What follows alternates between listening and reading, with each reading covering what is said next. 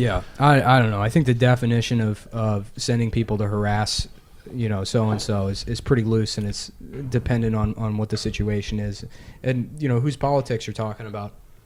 Because it's harassment if it's fucking Sam doing it. And it's, that gets to the larger raising awareness. That gets to the larger point, which is I think that people are just becoming pussies now, and like it's that article Amber wrote. Like our friend Amber Frost has been on the podcast, wrote a really good article which you guys should all read about how the left is losing vulgarity as a political weapon, and that I love being vulgar. Yeah, I mean, like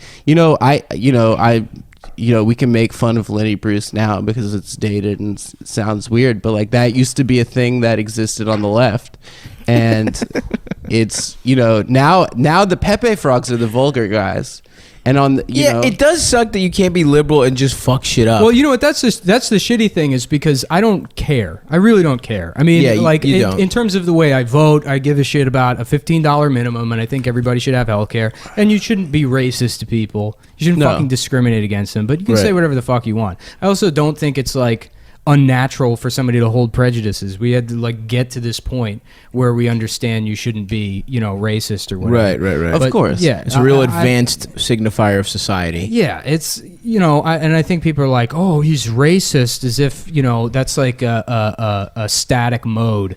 That if you are a racist, that's something inherent to your personality. And it's not like, no, a black guy just cut him off in traffic and he's racist for that 20 minutes.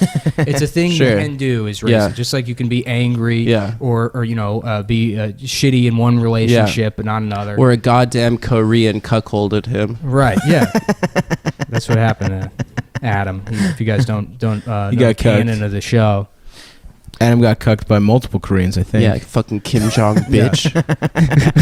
I guess it's what my point is that it sucks that you can't, the common ground can't just be humor anymore. Well, the problem is very rarely are you going to be able to be friends with somebody based on always think the same things are funny. Do you think All in the Family could be made today? No, absolutely not. And All in the Family is like one of the most instructive. Why have we regressed? I really feel like it's fucking weird, dude. It's weird. Isn't that not how society is supposed to work? I don't think we've regressed. It's just that's I mean, do you reach an apex in terms of like cultural integration and ways to deal with problems in society based on like race and class or whatever, through humor and art. And then after that, I mean, the ground's been broken, the jokes have been made, the art's been created. And you say, okay, well, how do we address these problems for real? And they look around and it's like, oh, some of these are really fucking hard to fix. Let's blame things like comedy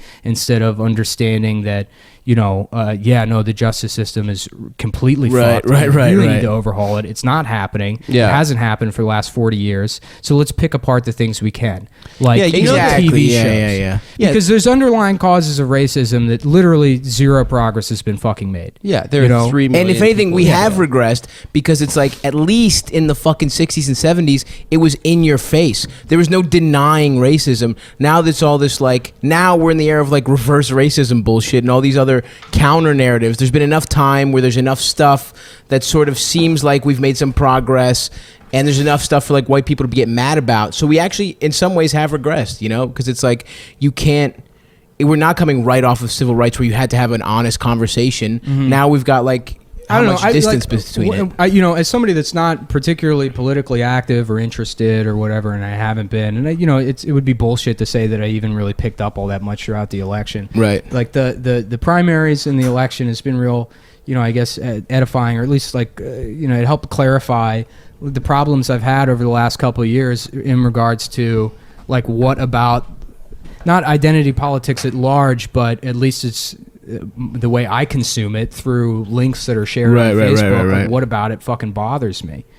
And it is because there's, a lot of the times it does feel like bullshit. And it feels like it was bullshit. Used for marketing. That's the problem when it's this commodified thing. Because I remember I would get into arguments with people, specifically Oreos about with the Dove rainbow, ad, or like during the Golden Globes, like 2 years ago, Microsoft held these ads about how like, Microsoft, we respect women. Right. It's like, how? What the fuck does that even mean? Yeah. Respect women. Yeah. You make computers. Why do you even need to say that? It's a fucking corporation. I don't get it. And but then you really have to like think about those things and analyze those feelings, and it's like, no, well, maybe I am a little bit, prejudiced or whatever. Maybe I, For sure. And you could find ways to justify it and say, like, okay, well, there are things that happen to men that are unfair or whatever, and it's like, yeah, that's true, but like, that doesn't mean you have to reject these ideas completely. Absolutely. But it's hard to do that. It's fucking really hard. About the identity politics shit that really bothers me the most is that the way it's employed is it actively ends conversations. Yeah. Right? Conversation. Right. When in reality, if we can get past like words and shit like that, we could have really serious conversations that like we need to have. That's why we all need to be hooked up to PlayStation VR. Exactly. We're all 6'7" black men that have magical powers. That way you don't have to worry about any of this shit. We're all elf class, 10th prestige, black elves, black mages. And we all get to use whatever words we want, no matter how many syllables they have. Oh, fuck. Wow, the Cocaine Cowboys really ending things here with some serious chat. I don't know. I guess we should address it because there's a lot of people that listen to the podcast that are probably, racist or whatever. Right. Which, if you are... And you think we're funny... Stop Yeah. being racist, but thanks for listening to our podcast. I mean, you probably shouldn't be racist, but I'm not going to tell you what the fuck to do. Yeah, stop being racist. I mean, yeah, that's my stance. I'm anti being racist. I mean, I do think it's funny when you guys. That's the thing. That's like I don't want to say just don't be racist because people are going to go, oh no, I'll continue to be racist or I'm not racist. Like, and that's what you mean. What you're saying before, it shuts down conversation. Right. You can't just say it's bad to be racist. A lot of people know that and they don't think they're racist. Right. So how do you have a conversation with somebody without coming off like a smug, condescending piece of shit and explain to them like because a lot of the time. Well, that was the really incredible thing. That's the thing about living in New York or any kind of like like cosmopolitan or multicultural city. Yeah, you like don't have. You have enough interactions with people where you don't really have that built in anymore. Right. Where you're exposed to enough different people that you don't even have time to really stereotype. Totally, dude. I fucking saw a Ukrainian day laborer wait in line for a fucking Japanese crepe place to open, and I was so happy. I was like, this guy would have never seen a fucking. His fucking people eat fucking mud stew, and he's in New York, and he's just like talking with these Japanese people, not being racist. Well, that was the thing that I thought was really incredible about the Sam Hyde Hollywood Reporter interview, which was that the guy giving the interview was like, listen, I watched World Peace. I thought some of the sketches were funny. I thought some of them were kind of beautiful. Like the one where the guy hangs himself. And he's like, listen, I'm gay and I'm Jewish, which is the same thing. But I'm gay and I'm Jewish. And like, I saw a video of you at a Williamsburg open mic, like saying anti-gay propaganda.